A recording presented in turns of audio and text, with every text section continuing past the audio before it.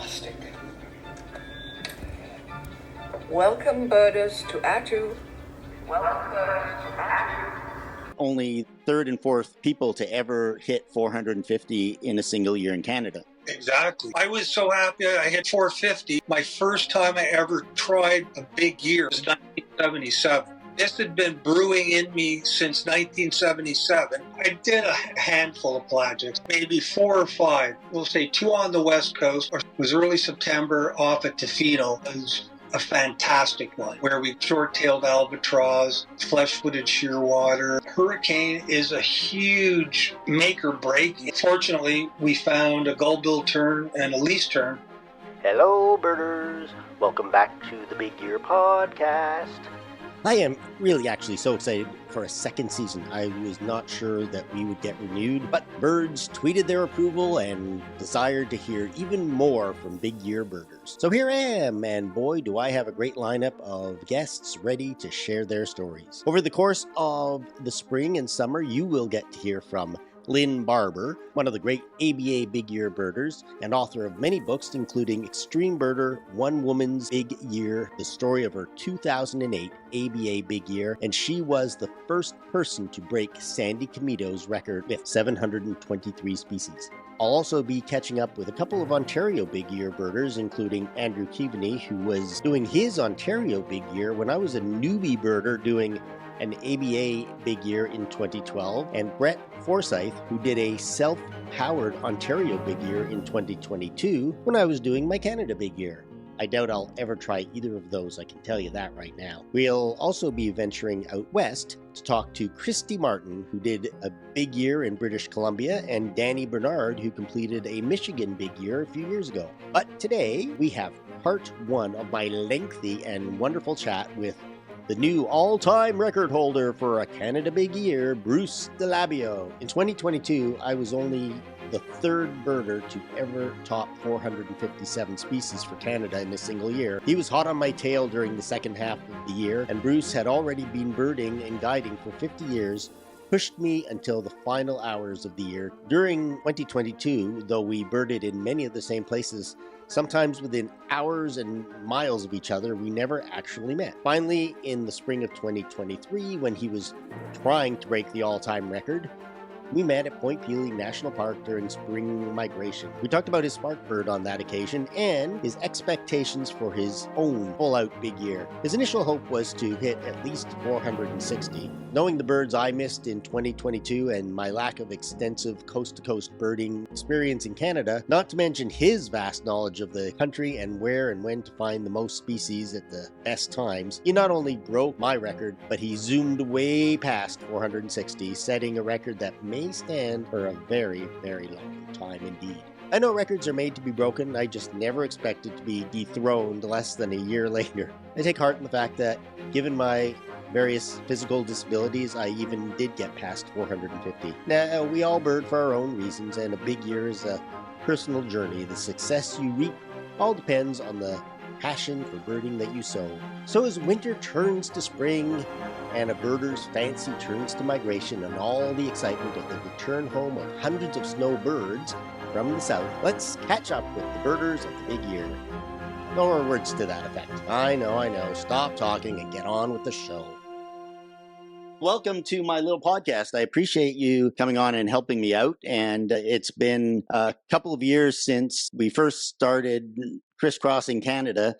Yes. Back in 2022, obviously, I was doing my big year, and you were either just ahead of me or just behind me in a lot of different places. And was that sort of, for you, a test run of your big year? Yeah, it was a combination of things. I tried a big year, but unfortunately, COVID killed it off by the middle of March. You couldn't travel or anything. So in 2022, just my birding in general, I was covering a lot of Canada, and in the back of my mind, I still wanted to one day to do a full big year out of my system. And yeah, it just happened in 2022.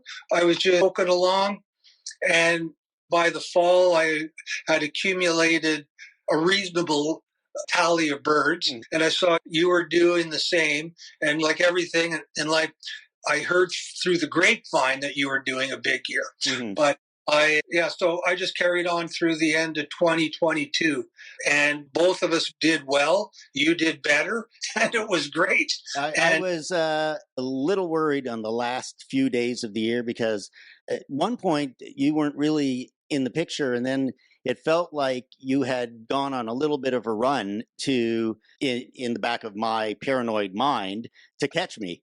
And also, really, it was to be only third and fourth people to ever hit 450 in a single year in Canada.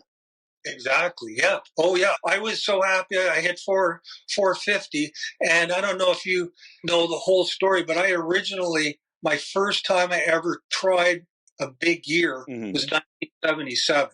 Wow. So this had been brewing in me since 1977. And as the decades went on, and back in 77, I was just a teenager, and it was hitchhiking, taking a bus, taking a train. I traveled around Canada. Nothing like nowadays on a plane and planes, trains, and automobiles. It was everything. Yeah. So 2022 was coming to an end. I talked to my wife. I said, listen, I'm going to be turning 65 in January. I want to get this out of my system. And that's what I did. And then I started off a slow start in 23. But yeah, that's how it all evolved. But it started with me back in 1977. And my first attempt, I had 358 species, which back then was a lot because very few people even were over 400 for their life in Canada. Mm-hmm. And that is back in the day, as we both know, where there were very few rare bird alerts. There was no social media. There was no way to know within 5 days if something on the other side of the country showed up. And nowadays, you'll know within 15 minutes when a genuine rarity like a white wagtail shows up. And oh yeah, you find. Yep. That was, and I had to, over the course of 2022, develop some connections because I basically did it with zero real preparation, with only a few trips out west and a few here and there trips around Canada, without really knowing the ins and outs of where and when I should be going for big years. My big year actually for Canada started as a idea that, you know what, COVID's going on and now I don't have any real work to do. You know what I'd like to do? I'd like to just visit all the provinces and a couple of the territories and just say I birded in each one of those. And as 2021 was coming to an end, my mind started brewing and thinking, if I just do each province once, I might get a good list, but I'm hooked and addicted to big years. My birding started in 2012 with a North American big year, with having never held a pair of binoculars in my hand. And I thought maybe if I was lucky, I'd see 400 species. I didn't even think I could get 300, but then I got 400 and then I got 500. And then the last couple of months after my work season ended, I just went crazy and got myself up to 600. And that was the most amazing feeling to be able to do that. From the very beginning, leading up to that first attempt at a big year, how did your birding career evolve? My interest in birds started back in kind of the latter part of the 60s. It was a slow start. It was with feeding birds. Then we had a cottage at Constance Bay, just outside Ottawa. We'd go up there for the summer, spend six weeks there. And again, it grew to birding the Constance Bay area and then visiting different habitats. And then I was fortunate, my family, we did family trips every summer. My dad took somewhere. I got to go, like starting in went to Algonquin Park and Silver Lake Provincial Park outside in Eastern Ontario back in the latter part of the 60s. But by 1970, we did a trip like to Nova Scotia. 71, we drove across to Vancouver. 72, Florida. In fact, the 72 trip in Florida, my parents let me lay out the itinerary so I could go to all the great birding spots, and we were camping. So, and this all it increased my knowledge, and then increased my knowledge of back in my hometown, Ottawa, back then, of what to look for, where to look for it, the habitat. And then it carried on. We drove to California. We drove to Newfoundland. All said and done, that was my exposure when I was a kid. And then by the time I was 14, there was no looking back. I want to say, hardcore birder. Everything, all my time was put into birding. That was my focus. And it carried on. That's why by 77, I thought, yeah, I'd like to do, or during 76, I read Ken Kaufman in the American Birding Association. I saw he had done a big year in 73 in North America. And I just figured, okay, Canada's big enough in Canada. And then, so that's how everything evolved. And Ottawa was, with the Canadian Museum of Nature here, we had Dr. Earl Godfrey, John Crosby, the artist, Stu McDonald, and many other people in the museum that were keen birders. And Godfrey put out the Birds of Canada in 1966, and that was like the Bible for Canadian birds. And then the edition came out in 1986. So I was put into a city that had lots of teenage birders, a lot of competition, fun competition.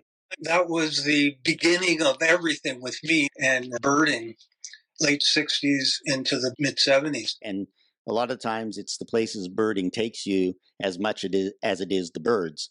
And for you had seen a lot of Canada and you knew a lot of the places to go, but were there some places you had never been that doing this 2023 big year really got you to visit and go, wow, why haven't I never been here before? Yeah, fortunately, one thing with all my birding and my job, I ended up guiding for 35 years or so. And so I had seen a lot of Canada. And fortunately, I was also doing environmental surveys. I worked for the museum. So I got up into the Arctic and areas like that. But one spot I had never been to was Haida Gwaii. So last fall, I figured out I'm going to go to Haida Gwaii, and it's like going to Peely. You never know. Fine. Anyway, went there and spent a week. It was fantastic. There was always something interesting to see. It was great, and I'm certainly going to go back to Haida Gwaii. But that was really one of the that was one of the locations. Now the other location that I went to was when the European blackbird showed up in Labrador. That I made a special trip with a friend of mine, Alvin Buckley, and we went up to Labrador, and that was a fantastic experience. And fortunately, we got to see the European blackbird. But the biggest surprise on that trip was 10:30 at night. We're driving through the boreal forest, and a polar bear ran in front of right in front of the car and up the embankment. That was just incredible. But those are the things you don't expect, and you get to see. No, over the decades, I've seen polar bears in the Arctic, and I've seen them at Churchill, but it's on the tundra. It's not in the middle of a boreal forest. No, not at all. Those two places you mentioned are the missed opportunities for me, because the European blackbird showed up late in 2022, and I was a 12-hour drive away, but really it was a tough thing to have contemplated because I was by myself. I've never driven anywhere near there before. The weather forecast for the next 3 or 4 days was abysmal in terms of driving through blizzards and not having a companion to go up there with me. And I asked around to some of the people I knew in St. John's, and I couldn't get anybody to come up with me. I talked to the gentleman who knew about the bird, and he said it's something that you really don't want to do on your own in this kind of weather. So I had to pass on that. That one was a tough one. And then Haida Gwaii, that was something I had planned early in the year that I was going to do a trip there. And one or two of the birds that I knew I could see in the nesting colony I got early in the winter in BC. And that sort of slipped my mind. And then I saw you went there and I thought, oh my God, you got birds that I should have been able to get if I had been smart enough to go there. What were some of the birds that you were able to get because you did that trip? Hideaway. I ended up getting tailed sandpiper, tufted puffin, yellow-billed loon. I know there's one other. I can't think of it now, but there's something else I got. But these were also birds that, like pelagic birding on the West Coast, is to me one of the most important parts of the year in Canada. There was a trip organized for April 8th off of Tofino, and we got out there and the conditions were just horrible and it was canceled, and that was the end of that. And you can't just hang around and spend $200 or $250 a night on a hotel hoping the weather's going to change one of these days. Yeah, I did the April pelagic out of Tofino as well, and we shouldn't have gone out, but we did, and almost everybody on the boat was sick. And it's not one of Debbie Shearwater's larger boats where you can go inside and warm up. It's just everybody's out in the open. You're wearing those giant orange flotation suits that aren't waterproof and don't keep you really warm. And I did get a number of birds that I needed for the big year, but I think I didn't do enough pelagics. One of the things that people have talked about in the early days of the big years when Sandy Komito was the guy everybody was chasing was thinking that to beat him, you had to get more and more pelagics and as many seabirds as possible. I think that's probably where I lost 4 or 5 species because I just didn't know about enough pelagics. I knew what you could get out of Tofino. I got the one, luckily, at the end of the year in New Brunswick. But yeah, how many pelagics did you take and how did that get you to a higher count? Yeah, definitely. I did a handful of pelagics.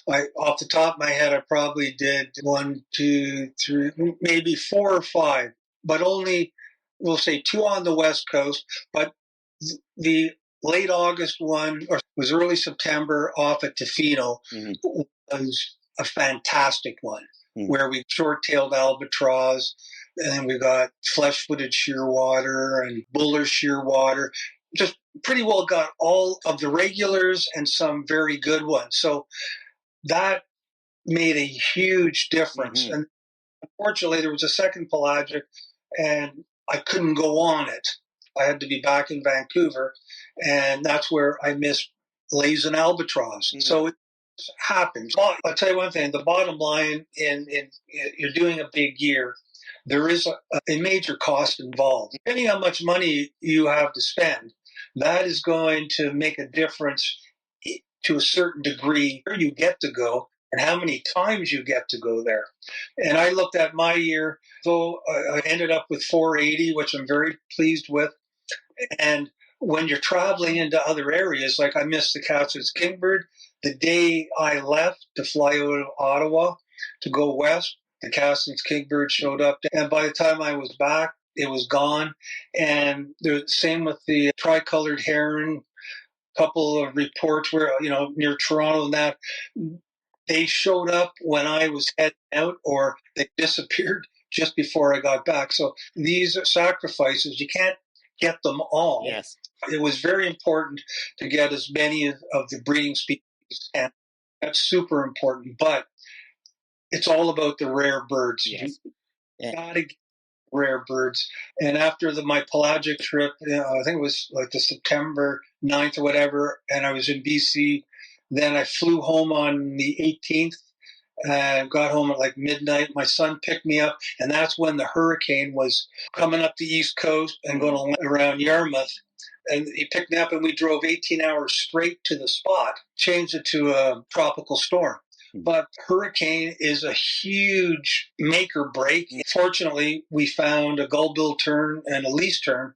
But other than that, it was very disappointing.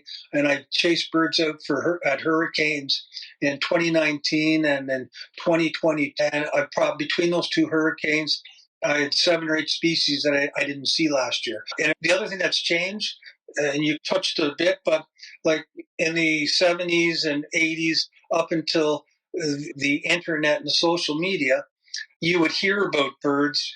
Could be days, depending on how you were connected. And then you sometimes hear within a day, or it could be a half a day. But now the big difference, eBird and Discord, those two things have totally changed everything. But you can go out for the rare bird. You still have to be able to find it. And you don't always find all these rare birds. I was fortunate in 2023. Out of everything I went and chased, I only actually missed 2 birds out of many species I chased. That was one of the tougher pills to swallow, was that I flew all the way across the country for one bird and missed it, flew all the way back for another bird and missed it. I know of 4 birds that I just missed by a day, and that cost me. And yet there was so many times where I was just taking a random road in the middle of nowhere, and you pull up and there's a dusky grouse. And that was the only one I saw that year. And because I took that one road. But let's go back to late December and early January. What were you doing to plan ahead? Yeah, my preparation was based on my experience, and my experience was over many decades. So I had a very good idea. But when you start to look at eBird and all this information at your fingertips, you could also look at that and come up with a game plan and know, okay, how important January is. To me, January was the most important month to be in, to start in Newfoundland. So that's why I've always started, when I've done anything birding in Newfoundland, it's always been January. That's, to me, the most important, because there's so many lingering birds, a number of rarities, and then there's the mega rarities and the potential of finding stuff. Like on the trip I did in January, I hooked up with a good friend of mine, Bruce McTavish, who was originally from Ottawa back when we were teenagers. But we went out and we found European common snipe. So stuff like that. But get the Eurasian widgeons, the tufted duck, the pink-footed goose, get all that stuff, and get it out of the way. Plus you had, look for alcids, you can get king eider, purple sandpiper. There's a pile of stuff there, which is nice and convenient to get out of the way. And then from there, I just go right to the west coast, to Vancouver Island, and look for all the kind of whatever rarities were around, and any winter specialties. So you had all these things that you knew where you're going. Did you have a budget, and were you able to stick to it, or was there just a point where you had to throw the budget out the year and just go for the birds? I had a budget. It wasn't a big budget, but it was pretty good. I pretty well stuck to it. The biggest problem I found was, okay, you're looking at all these birds across Canada, and if you're flying, you can't just book a flight for tomorrow. It's going to be $1,000. Oh, I know the pain of that. I did it. So I avoided that plague as best I could and plan everything ahead. And that's what I was saying. So during November and December 2022, while I was just finishing up what I call my accidental big year, I had a good idea what was around, what might linger in January. And so that was very important. And that's where I made a lot of decisions, like to the end of January, early February. And then after that, I didn't want to blow the budget by the end of April. So I looked at everything, made sure I looked for any of the boreal forest owls. I made sure I got those out of the way as quick as I could. And then come April, again, I knew what the potential was in Newfoundland. If there's going to be a load of stuff from Iceland, whatever, depending on the weather conditions. And also I knew that in Nova Scotia in the springtime, they can get some pretty good birds in the latter part of April, early May, like some of the southern vagrants that we may get at Peely, they usually get them. So I went out in the latter part of April. And in fact, I originally was going to go to Peely for the last week of April and hope for some early vagrants. And then once I saw the weather there, I said, forget it. I flew out to Nova Scotia and just went for everything that was around. And then I went to Newfoundland, and there was a nice little fallout there. I got 2 new birds that were lifer for me for North America, the whooper swan, and Bruce and I found a little flock of European golden plovers. And then top it off, northern lapwing shows up, and we managed to see it. That and down around Yarmouth with the snowy egret, probably the same one you saw in December, was still there. Wow. And male blue grosbeak out of feeder, cattle egret, just stuff like that. But those are all ones were great to get out of the way. And then I came back home, and there's so much to do. We're so much potential in May. I chose Peely for a couple of weeks, and in the big picture, from compared to say the last 5 years at Peely, going there every spring, it was to me an average spring. There weren't lots of mega rarities. Yes, I noticed that in 2023 when I went, because 2022 was, people were saying it was the best Peely ever was in the last 10, 12 years. And it was certainly the best in 2022 that I ever experienced a Peely. Oh yeah, it was definitely one of the best years. There was a couple of really good days in 2022 for sure that were probably the best in, I'd say, 30 years. And then when you threw in like the hepatic tanager and our sandpiper, all with striking distance from Peely, that's also what made the kind of that general area so hot in 2022. But last year, it was, I hate to say mediocre, but comparatively, yes. It was. And then May was one of those months. We remember the white wagtail at the end of April. There were certain rarities that the golden rule, as soon as you hear about it, you go. Yes. You don't wait next day. And you went straight from Ottawa for the white wagtail, nonstop? Yeah. Oh, yeah, from Gananoque.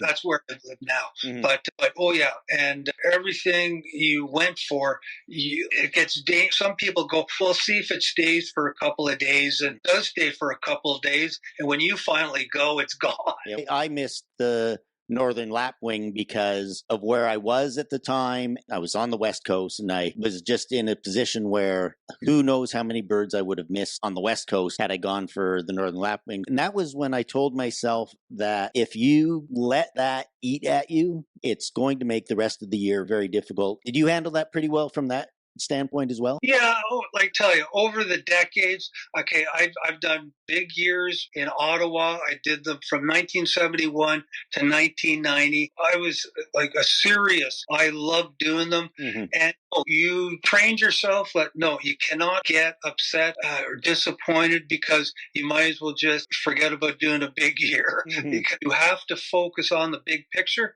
You're not going to get them all. But the thing is, you got to at least try at the right time. If you show up and there's 20 other people there and everybody's looking all day long and you miss it, hey, you tried. I've had a lot of experience with big years and big days. Yeah, you do a big day, it's all in 24 hours. It's like I said to somebody, a big year is like 365 consecutive big days, because even when you're not out in the field, you're constantly strategizing, thinking about all the possibilities, where to go, what should I do, all of that, even though you're not out. And believe me, you can ask my wife that, because you may be here, but you're not really here. And Sue felt the same way with me as well. Certainly back in 2012, I wasn't a birder. I did have a job that got me on airplanes to many different locations in the U.S., and that's what made that possible. But I really didn't tell anybody that's what I was going to do. And I certainly didn't know at the time that it was going to be, by April, all consuming. And once my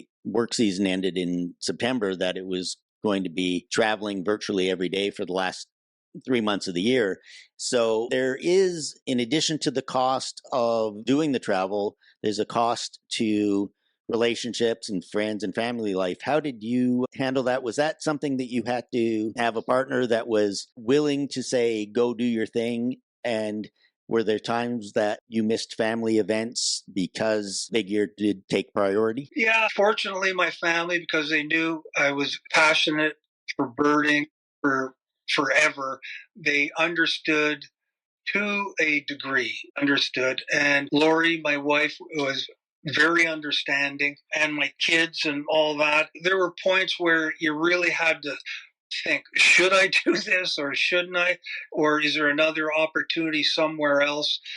Basically, it was a juggling act. You tried to keep peace everywhere, but you knew you needed to get all these birds. And then the other, as I say, one of the big constraints is it's how much money you want to spend. And when I wasn't willing to get into the bird's going to cost me $1,000, then that's not my style. I had no interest in that. Doing it was my own personal goal within my means. And that's the thing. Commitment to the year over everything, including family, is definitely a deciding factor. Yet there's still probably one or two birds that you dropped everything for. For me, it was that darn stellar sea eagle. I knew when I ended up going to Nova Scotia instead of Newfoundland in January that the sea eagle was in Maine, which meant I was keeping myself open to drive down to Yarmouth in case it showed up over there. Right.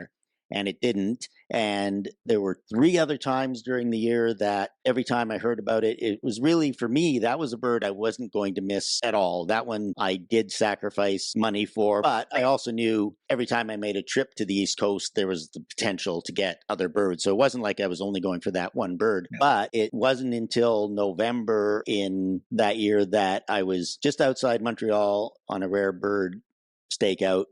And suddenly I get an email, 3 texts.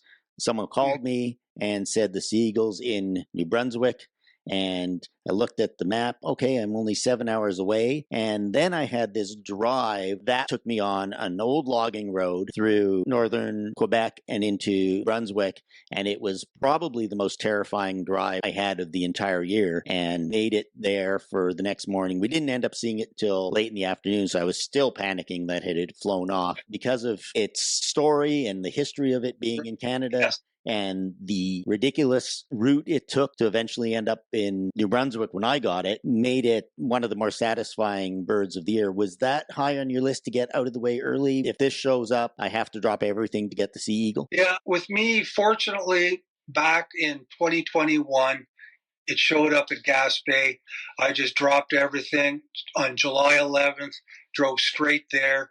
And probably that was July 10th. So on July 11th, I was at the spot at 4:30 in the morning, 4:45, all by myself. No one else was there. And I scanned around, didn't see anything. And then suddenly on top of a spruce tree, it was one of those, oh my God, there it is. And I put out an alert and everybody came to see it. So I'd seen it. And then in 2022, I saw you had gotten it, but I had no chance of getting it when it was in New Brunswick. And then in 2023, 2 days after I left Newfoundland in late April, the bird showed up. That was it. And then it took a little while until it settled into Trinity Bay. But again, it was in June. I was doing other things, and it was only one bird. And I couldn't justify spending that amount of money for one bird. But part of that, and I'm sure, is that I'd seen it in 2021. So I had at least seen one of the rarest birds to show up. I decided that unless I can tie it into a couple of species, 2 or 3 species out there, I would have been gone in a flash. But only one, I just couldn't justify it. That's why. And one thing that was interesting in 2023, the East Coast was fantastic for rarities. PEI had a swallowtail kite, crested caracara. Then in the fall, we had the gray heron at Urim. But I tied them all into birds, like 2 or 3 birds at one shot. Well, yeah, like I went there back in November, and there was the tundra bean goose and the vireo, that type of stuff.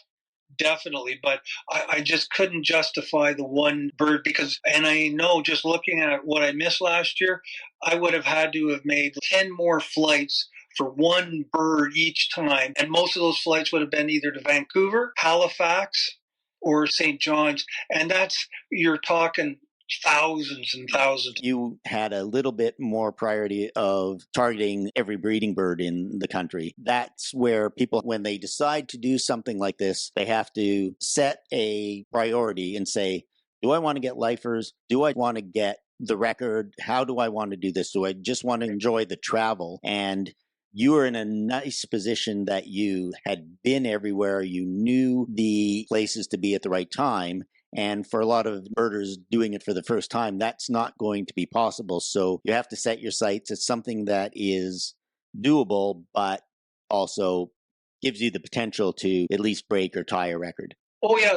When I started the year, I just said, I'm going to aim for 460, see what happens. And as it went, 470, I should be able to get it. And then looked at 480. And then I realized that, 480 is very good chance. I'm going to have to really watch, make the right call. Don't wait forever. And so it turned out. And then when I was back in Ottawa in December, my big year ended on December 7th. Type of bang I wanted, but that ended everything and knew I accepted it. It's just reality. And if I, again, made the flight out to Vancouver, I would have got the Pinion Jay easy. But so December 17th, that was it. And it ended. Tell the story of how that happened. Wait, what? He was about to tell the story of how his big year ended with a whimper rather than a bang. How dare you keep us hanging? This was supposed to be a podcast, not a cliffhanger. Fine, I'll keep this concluding statement short and sweet, as I need to get back to the editing suite and complete part 2 for your enjoyment and my sanity before the end of the month. I didn't mean to leave you hanging, but I've been a little under the weather the past week, a bit of a cold along with spring allergies. Not COVID. I got myself tested. In fact, it's the first cold I've had since before COVID was even a thing. No cold, no flu, no COVID. As always, enjoy the warmer weather and the birds. Remember, do not leave your binoculars on the roof of your car. Be sure your batteries are charged for your camera. Maybe take extra ones. And as always, may the birds be with you.